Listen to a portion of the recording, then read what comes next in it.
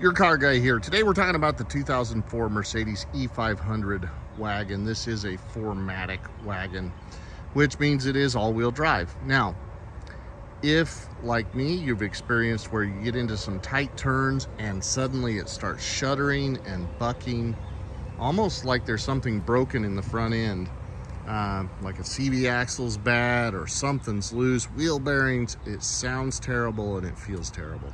Particularly low speed turns, this shudder and vibration. So I'm gonna give it away here, but there's a fix to this that's very simple and easy to do, and you can do it yourself. The simple fix to this is to change the fluid in the transfer case. Now, it doesn't immediately fix the problem. So what's gonna happen is you're gonna change your fluid, then you're going to drive the vehicle, and it may take a few weeks, but it's gonna get rid of all of that shudder and all of that vibration will go away, and you'll be happy with your vehicle again. So this is your car guy. Please like and share the videos and stay tuned. I'll show you how to change the fluid in the transfer case.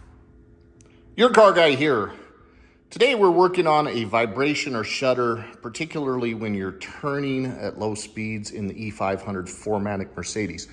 So the research I've done says that this is most likely caused by the transfer case and that it can be the fluid needs to be changed. So that's what we're gonna do today.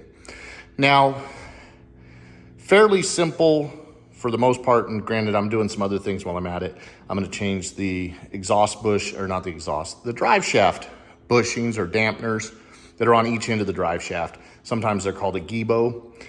So I'm gonna change those as well. But what I wanted to show you is what we're gonna do to get the transfer case drained.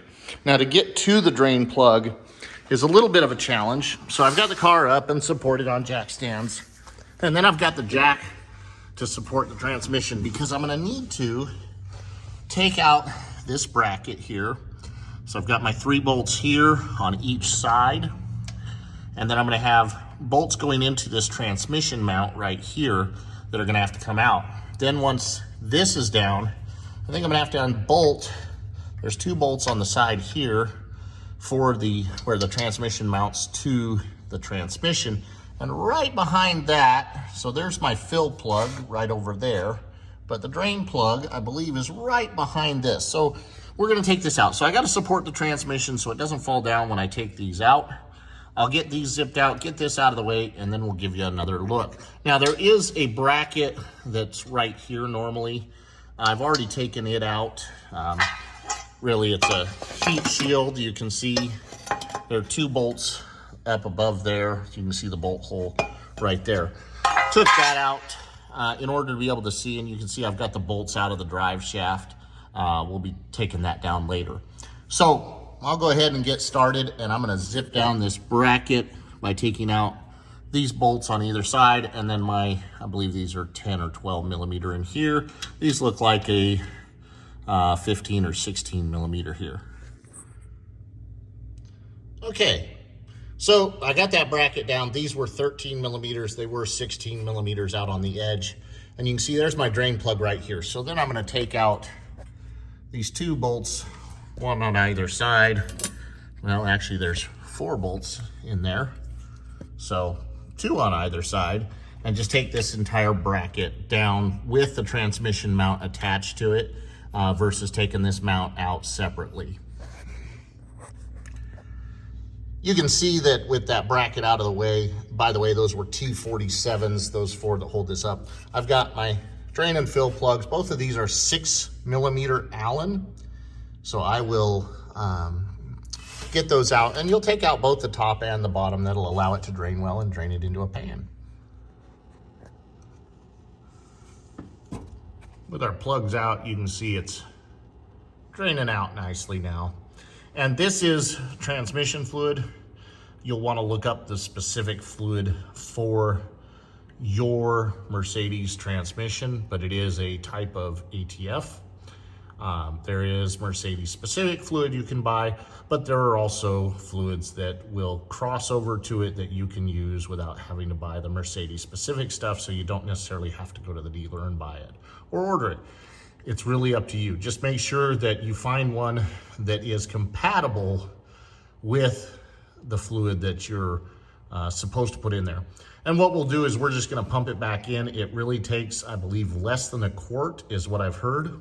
Now I will probably pump a little bit of fresh fluid through this in order to flush out any remaining stuff. So I'm gonna pump some in before I put my drain plug back in order to make sure that I have a really good, clean fluid transfer as part of this repair. I can also go ahead and lower slightly my jack, which will also tilt that back and allow a little extra to drain. All right, I don't know how well you can see this, but I've got my little suction pump pumping out of my transmission fluid right up into the fill hole. And like I said, I wanted to pump some in to kind of flush out any remaining debris in there. So, and then I've got my drain pan, of course, to let it come right back down into. That way I'm gonna try to have a really good fluid transfer as part of this. I do recommend a new copper washer when you're going to reinstall your drain plugs, if you're not gonna buy new drain plugs, which should have new copper washers as well. But put new copper washers on your drain and fill plugs. Put your drain plug in, fill it up, and it's gonna fill up to where it's just pouring out of the fill hole, and then you'll put the fill plug back in. So when you see it just running out like that, that's the proper fill level. Then you can just go ahead and put in your fill plug. All right, so I'm gonna give you a tip. Put one bolt in either side of this bracket and then leave it loose. Then put in your 3 bolts that mount to the transmission mount and leave them loose. Then put in your other 4 bolts. That way you don't have where you've tightened something up and you can't get a bolt lined up going back in. By doing it this way, where you get everything started, then you can tighten everything up and it's all gonna be in place and you're not gonna be fighting an alignment issue. So we put our 4 bolts back in and put our mount back up. We put 1 bolt in either side just to hold this transmission mount up or a cross member, and then put in all 3 of these. Everything's loose right now, so I can put the rest of my bolts in and then I can just tighten everything up. Very simple. All right, forgive the car for being dirty. We finished up doing the transfer case oil change on this. And remember, we had a low speed shutter when in a tight turn.